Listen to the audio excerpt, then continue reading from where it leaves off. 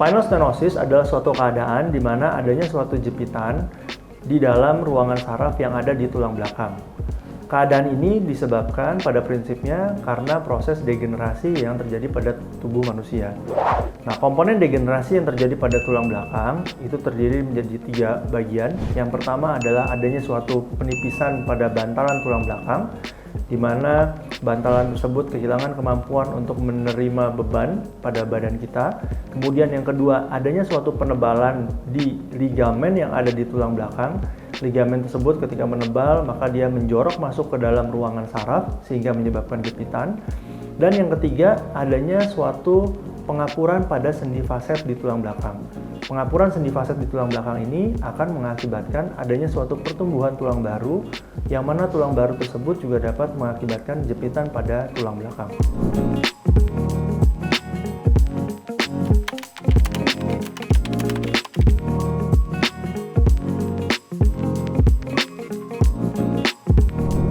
Gejala yang paling sering terjadi pada orang dengan spinal stenosis adalah gejala menjalar ke tungkai atau ke kedua kaki. Kita sebut sebagai neurogenic claudicatio.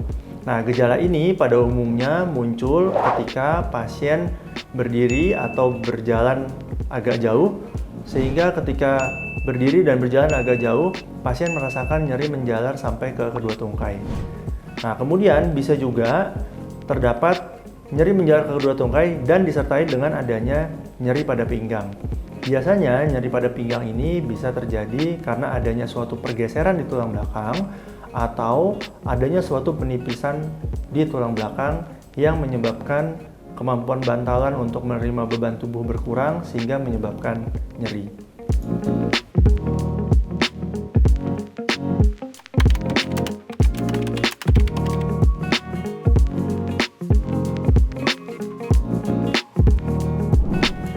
Penanganan spinal stenosis sebetulnya sangat bervariasi, mulai dari penanganan konservatif atau penanganan non-operasi sampai ke penanganan operasi. Biasanya, dokter akan memulai dengan penanganan non-operasi, penanganan konservatif yang terdiri dari 1.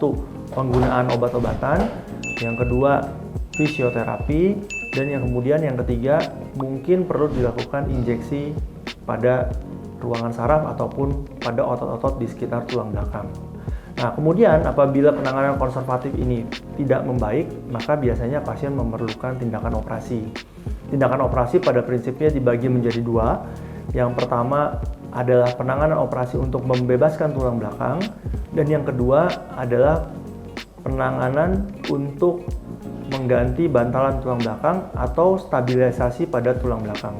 Nah, yang pertama, penanganan membebaskan ruangan saraf di tulang belakang itu pada umumnya dapat dilakukan dengan menggunakan metode endoskopi. Jadi tidak perlu menggunakan operasi yang konvensional, kita hanya perlu melakukan operasi minimal invasif untuk membebaskan ruangan di tulang belakang, di ruangan saraf di tulang belakang. Yang kedua, apabila jepitan saraf di tulang belakang itu disertai dengan adanya pergeseran tulang belakang atau adanya suatu penipisan pada bantalan di tulang belakang, biasanya seorang dokter akan melakukan pemasangan implan di tulang belakang untuk 1. Bisa mengganti bantalan yang ada di tulang belakang atau melakukan suatu tindakan fusi, yang mana tindakan-tindakan ini dapat dilakukan juga menggunakan robotic spine surgery.